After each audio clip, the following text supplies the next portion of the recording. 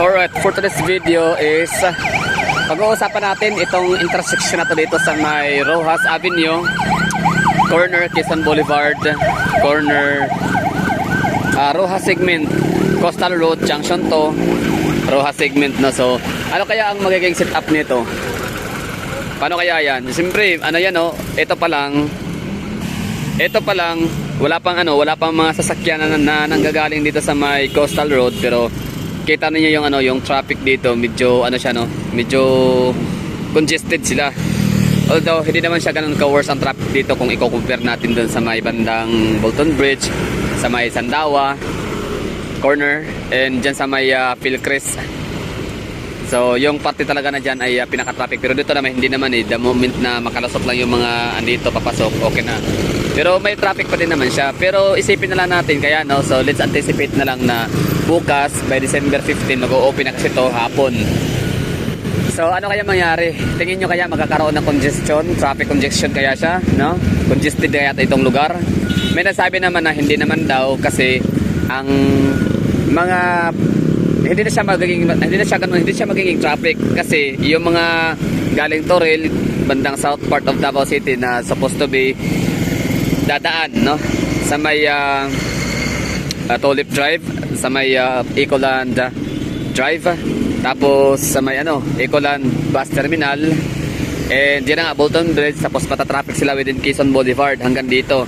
So imbes na yan yung mga dadaanan na itatraverse nga nila, so doon na sila dadaan lahat sa may junction to, so yung 4 kilometers or 3 kilometers na dadaan sa may Bukana Bridge, tapos dito yung labas. Ano sa tingin nyo? Tansya ko parang parehas lang, ganun lang din, hindi nga sila matraffic doon sa may bandang Quezon Boulevard and somewhere in Avenue ng Ecoland Avenue or Ecoland Drive, pero dito pa rin pa rin sila papang-abot, so magkakaroon ng bottleneck. Ano sa tingin nyo? Pero siyempre nga itong sitwasyon to dito pinag-aralan na to ng taga CTTMO, pinag-aralan na to ng ating mga taga traffic enforcer. In fairness, ating CTTMO isa yan talaga sa napansin ko dito sa Davao City, isa sa pinaka-effective, pinaka-efficient na departamento itong CTTMO, tsaka yung Senro. So ano sa tingin nyo, magkakaroon kayo ng traffic congestion? Napag-aralan na kaya to ng CTTMO? Meron na kaya silang nakalatag dito na resolba or paraan, diskarte para hindi na makakanda traffic yung mga tao dito, yung mga sasakyan. Ano sa tingin nyo? So ito na yun, ito yung footage natin bago mabuksan, bago siya ma-turnover sa public. So ito yung hitsura. Pa lang, letter T pa lang yung daan, hindi pa siya pat crossing, hindi pa siya cross, ganyan pa lang, so mula doon sa south side of the Davao side direction, south direct, galing sa southern mga south area, like mga Toril nga, Puan, Ulas, Talomo district. So dito sila lalabas. So bukas padadagdagan ng mga sasakyan galing doon papunta dito sa Arcastillo or muna sa may Agdao. Pero dalawang lane lang din naman, so hindi siya ganun ka-traffic. Wait lang, traffic ba? Sige na, abangan na natin bukas kung ano mangyayari. Basta ito na lang, base sa aking imagination, sa aking vision. Rudy Baldwin. So tayo, parang yan na nga, bali ang mga sasakyan dito na lane, sa right lane na to dito, palabas nga sila, so ang magiging biyahe nila, so one lane lang sila, diba? So bawal ang overtake. So yung isa dito papunta, so magiging dalawa lang yung ruta. Pwede rin tatlo. Ano sa tingin nyo? Pwede kaya tatlo? Kasi yung isa dito, isang direction. Yung isa naman pa straight lang dito sa may Rojas Avenue. Kunyari pupunta siya ng Ateneo de Davao University or Rojas Night Market. Tapos yung pangatlo naman na direction, galing din, papunta naman sila sa may sabihin natin Mabini Boulevard, or sabihin natin papunta sila ng ano bang lugar dyan? Mga Aurora, or JP Rizal. So maaring tatlo yung lalabas mula dito sa isang lane lang, isang linyahan, tatlo. So paano naman yung mga papasok sa may Coastal Road? So magiging tatlo ba?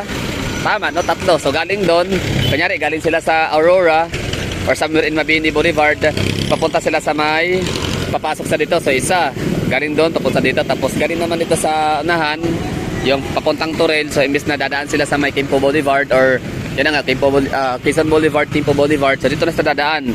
Papasok, so dalawa na, ruta. Tapos yun dito. Paano yung mga taga rito galing sa Agdao, no? Galing sa Leon Garcia, Agdao Public Market. Siyempre dito lang sila dadaan, no? So iikot dito.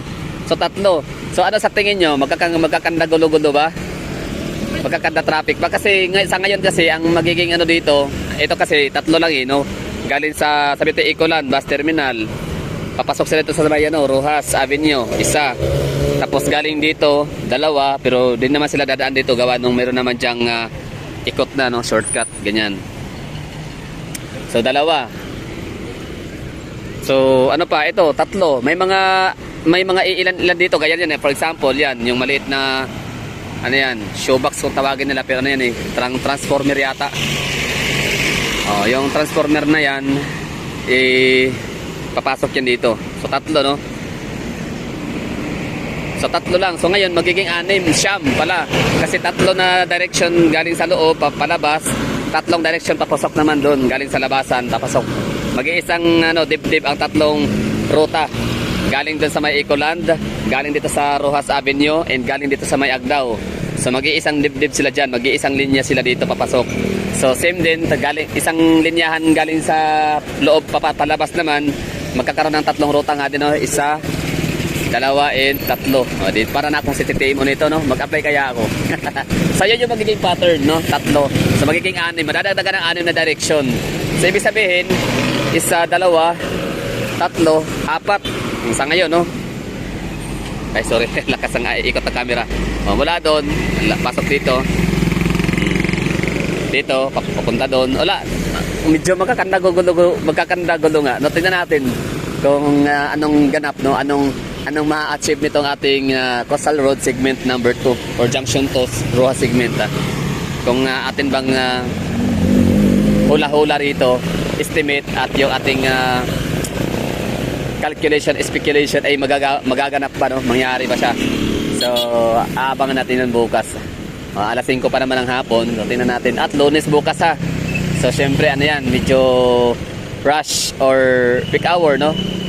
Kasi nga, back to work, ang iba uwian, o I don't know. Pero hindi siya masyado parang hindi pala masyadong traffic sa hapon ng Lunes. Ang talaga pinaka-traffic na peak hour, yung umaga ng Lunes at gabi ng Biyernes. So, yun yung pagkakabangan natin bukas. So, dito tayo sa may Rojas Avenue, corner, Quezon Boulevard. So, see you tomorrow, no? Mamaya, after nitong video na to, pupunta pala tayo dun sa unahan, sa dulo. Kasi titinan natin kung nalapatan na ba ng pangalawang ng asphalt yung kabila. Kasi kanina, right side lang yung nalapatan ng panghuling layer ng asphalt. So kanina, yung kabila naman ay meron pang bakante. I mean, yung kabila ay bakante pa, hindi pa siya naglalagyan ng asphalt. So yan ang tingnan natin. Pero doon tayo magsisimula sa loob. So yun lang, ha. So anong masasabi nyo dito? Ha? Magkakanda gulo ba? Kasi ang 4 na ruta direction from Rojas Avenue papunta dito, dadaan dyan. Yan dito papunta, papasok. 2, 3, and 4. No? So ngayon, madadagdagan sila ng ng 6. So magiging 10 direction. So may nagsabi nga pala na bakit hindi pa daw nilagyan ng traffic light, no? O nga, no, bakit wala pang traffic light? Pero sige na, kayo na bahala dyan sa comment box. Shout out sa mga nanonood dyan lahat, no? So maraming thank you. See you sa susunod na vlog doon sa unahan. Puntahan natin.